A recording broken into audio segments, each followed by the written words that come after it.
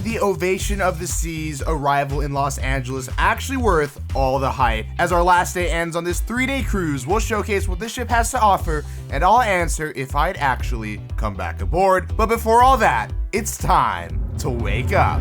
Good morning, welcome aboard Ovation of the Seas for the 3rd day and final day of our voyage. We are here in Ensenada, Mexico for the first time. Actually, this is Ovation's first visit, but that's not what we're here to talk about. We're here to talk about Ovation of the Seas, and hopefully by the end of this video, you will see and learn everything you need to know for coming aboard and having an awesome time on this brand new ship to California. And later tonight, we will be on the IFly, the skydiving simulator.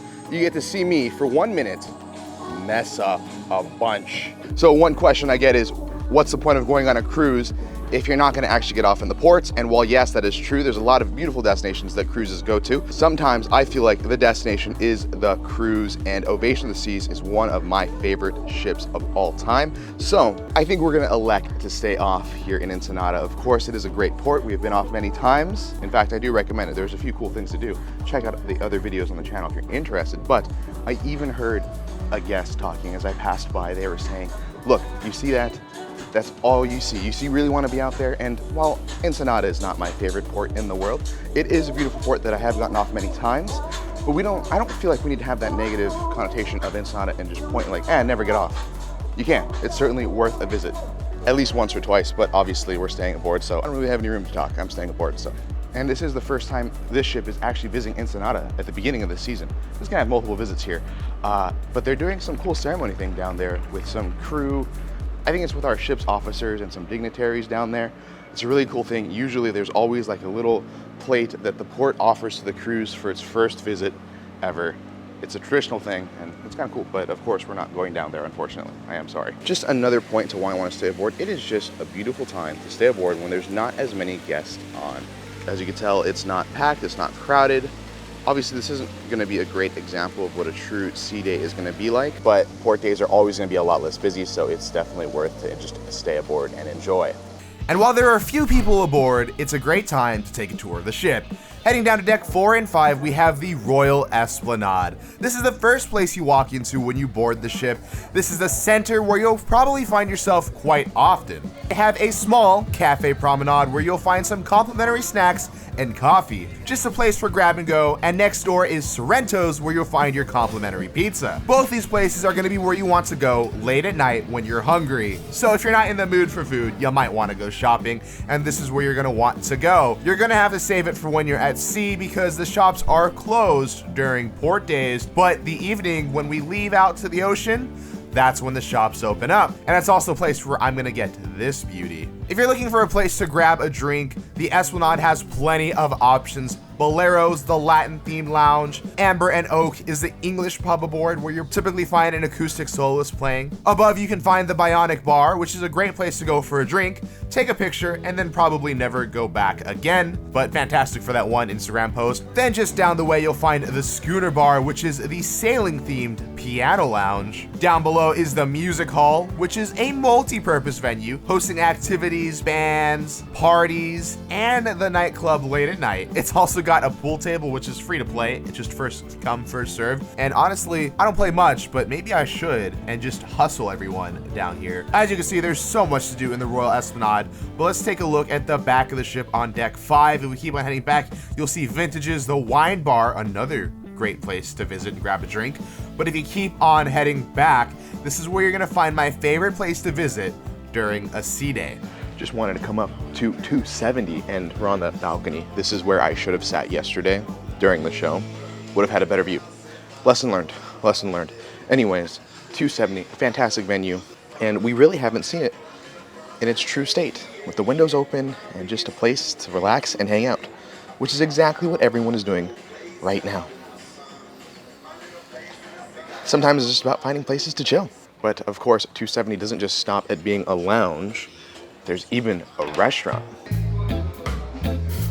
One of my favorite things about the Quantum class is that there's more quick service restaurants than some of the other ships in Royal Caribbean's fleet, and that all starts in 270 with Cafe 270, a perfect place to go for sandwiches or salads if you're feeling a little lighter. Now, of course, my favorite thing is always going to be the roast beef sandwich or the Royal Kemmelwick Generally, we go here like day one, but this cruise has just been weird. We haven't even done it. Just roast beef with some au jus, can't go wrong. It's a mess, but it's definitely worth it. We know this is good, but the next restaurant is something a little different. So our next restaurant is Fish and Chips. Not chips, Chips, kind of a unique name. Admittedly, it was a little busy down there, so I had to go elsewhere to find a place to sit and eat, but you know what, that's okay. It's one of the included options, and it's not on very many of Royal Caribbean ships, but it is on Ovation, and so we are going to try it for sure. I think they even had shrimp on the menu too, but I just wanted to go with the classic. I mean, it's a fish and chips place, so you have to go with the actual traditional fish and chips. Cheers. Not that crispy. Okay, that bite was crispier. I'm not a fish and chips connoisseur, but my metric is if it's better than the frozen kind that you can get in the store. It definitely meets that. I wish this restaurant was on more ships, but the next restaurant we're going to is a classic. Seaplex Dogs. Now it's classic because it's a classic hot dog. Can't go wrong with that, am I right? Another one of the best another great quick service restaurant. You can't go wrong with the hot dog, in my opinion. I love them. Those are my favorite. They have a few different types of sausages. They have like an apple sausage and they bratwurst and a few other things, but I went with the classic, gotta go with it. On Oasis class ships, it would be called the Boardwalk Dog, but here in the Seaplex, only makes sense to have it as the Seaplex Dog. Fantastic. To be honest, I wish I was just watching a baseball game right now, because this would go great with that. There's really not much I need to say about a hot dog. Can't go wrong with the classic hot dog. And if you're hungry for lunch and you haven't tried it, it's definitely worth a stop. For included food, you can't go wrong with any of these options, but one last spot to consider is the Windjammer Buffet. This is one of my favorite Windjammers across the entire fleet, with so many options and tons of space to find a chair to eat. However, even with all this space, on a busy morning, it can be difficult to find a table, but you can grab your food and go anywhere on the ship, including taking it back to your room, which is honestly something that is overlooked a lot. One place that I never had time to make it to was the Solarium Bistro, located up at the front. It's an additional complimentary option that you do have to make reservations for. Maybe I'll try it on my next visit. Anyways, while we're up here in the Solarium, can I just say this is one of my favorite places to relax. This adult-only pool area is completely enclosed with fantastic views out the glass. It's going to be the place to go when the Pacific Ocean gets cold. However, one concern is that on the hot days during the summer, it's gonna get extremely hot in the solarium. So you're definitely gonna wanna cool off in the pool and grab a cold drink from the bar. And just behind the solarium, you'll find the indoor pool with covered glass above. This is an all ages pool, unlike the solarium. It tends to be a lot more quieter and tamer in here than the outdoor part of the pool deck, mainly because out here is where you're gonna find Splash Away Bay, the kids' water park. The outdoor section tends to be a lot more lively because one, they do play live music throughout the day, and when they're not doing that, you might even find that the movie screen is playing some new release movies. Perfect place to go outdoors and just watch a movie under the stars. Check your cruise compass for what movies might possibly be playing on your voyage. If we go inside on deck 15, this is where you're gonna find the Seaplex. You can find roller skating, bumper cars, or pickleball. And if you forgot, we are on a special sailing, so we had something a little special. While we're up here in Seaplex, we might as well showcase that they're doing pickleball right now. And actually, the VP of sales for Royal Caribbean, she's out there playing the tournament. I believe the goal, if you win like $500. Of course, I'm not playing because I do not play. Yeah, I don't play pickleball, so not participating myself, but it would be nice to win. Come up to the top deck on deck 15, and it looks like we're sailing away from Ensenada. Ensenada, we'll see you real soon. But hey, it's time. We're on the upper deck, going to the back for one reason and one reason alone. It's my time to fly for about 1 minute. We're gonna do the IFly, the main attraction here aboard this ship, and we're gonna do it, hopefully. Hopefully I do okay, we'll see.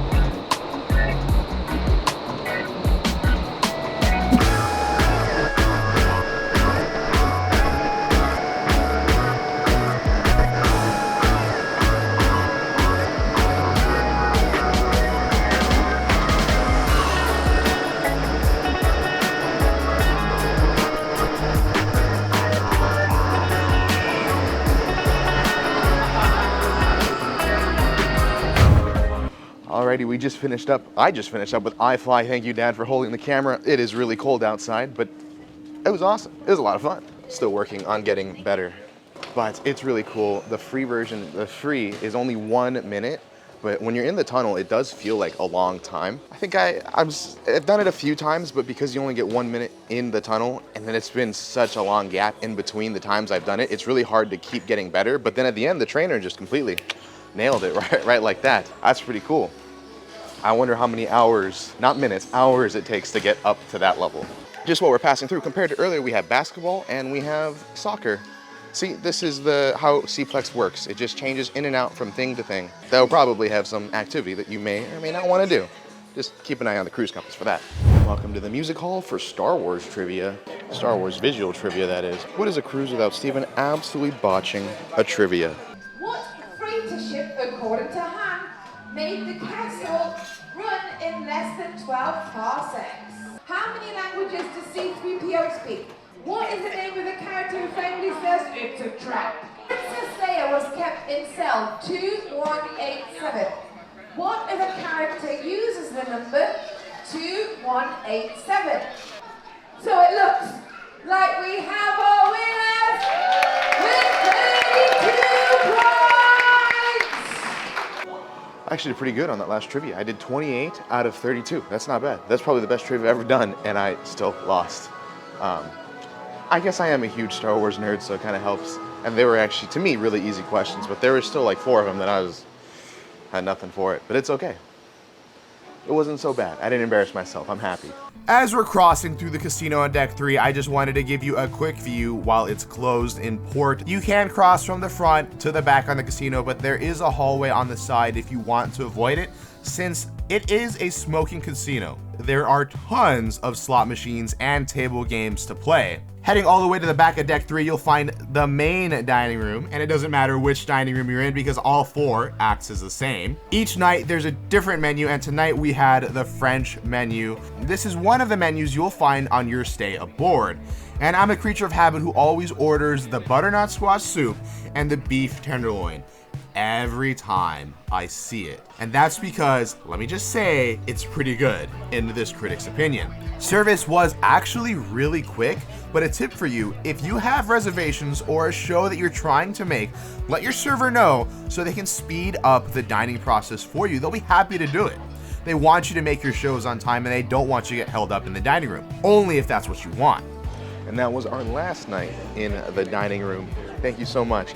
As always, it was fantastic 3 nights in the dining room. I mean, for included, it's fantastic. I think it's pretty good. Obviously, there's specialty restaurants for a reason, but for our main dining room, I think Ovation did a great job.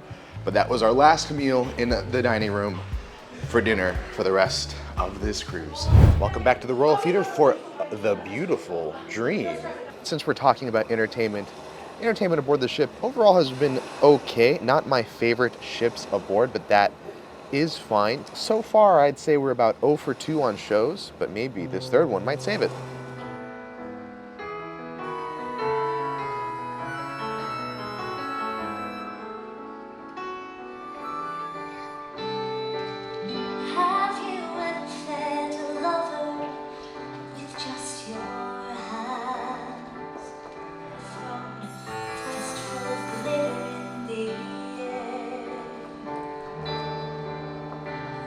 Have you ever looked fear in the face and said, I just don't care?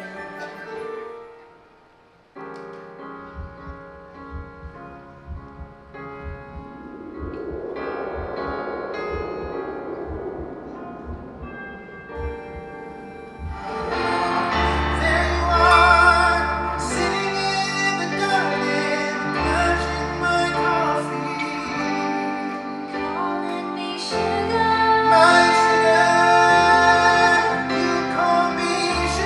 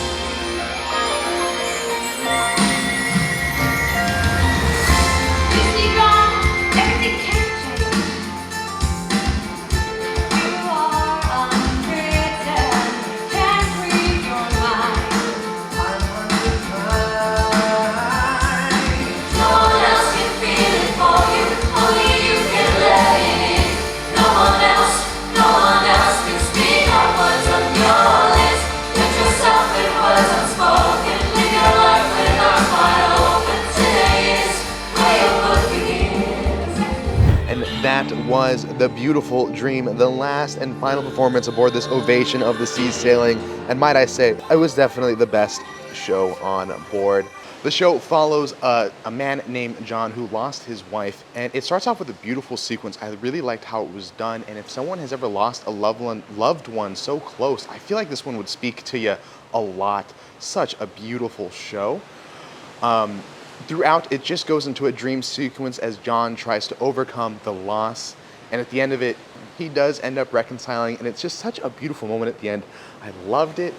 It was great. Definitely, of the two shows in the theater, my favorite. Better than the Legs Live Love one, which I could never seem to get the right order on. Definitely an improvement. It's a lot more family friendly, fun for all ages, and it has a lot of good songs that I quite enjoy. So definitely a highlight. If you see it on the ship, you have to check it out. And by the way, I randomly ended up outside. I don't know if you noticed that, but yeah, I went from the theater to the outside. It's cold. Overall, entertainment was really good, though I've been really harsh on it. The singers, the dancers, and overall performances have been phenomenal. They're doing their best. It's not like you show up and you look and go, wow, this is a really low effort show. They're putting their best foot forward. But entertainment just doesn't stop what happens at the theater, because sometimes we have some fun parties, such as the 70s party tonight. Welcome all the way to the back of the ship to 270 for not a show, but a dance party. Though I'm gonna treat it like a show because I don't really feel like dancing right now. Sorry, I'm lame. Good evening and welcome to our 70s Disco Inferno dance party. Are you ready to get groovy with us? Let's do it.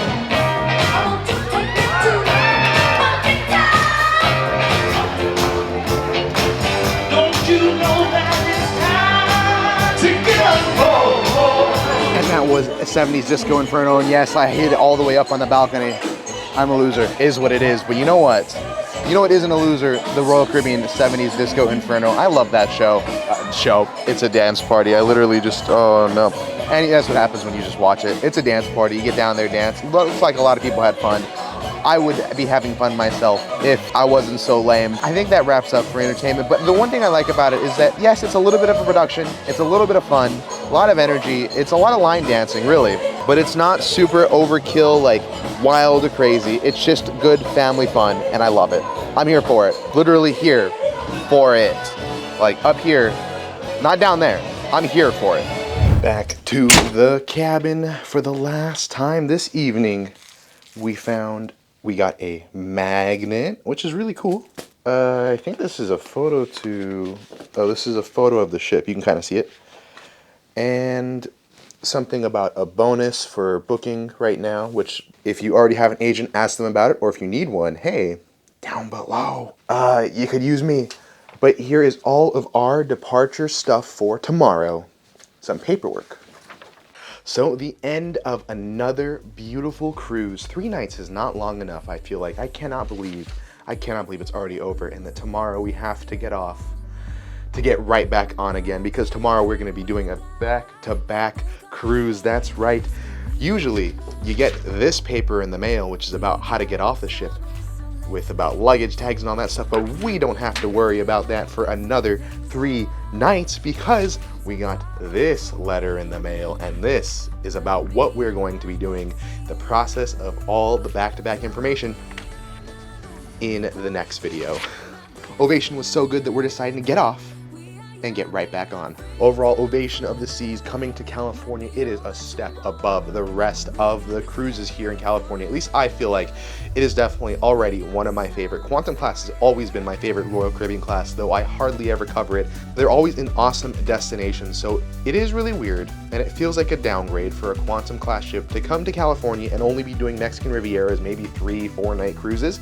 But it's also really awesome on the flip side, because if you've never done a cruise before and you want to try it out, Ovation or Quantum is going to be your best bet. It will be an awesome weekend. It is a beautiful ship matched with a lot of energy, which is something I learned from the whole travel agent show, trade show thing.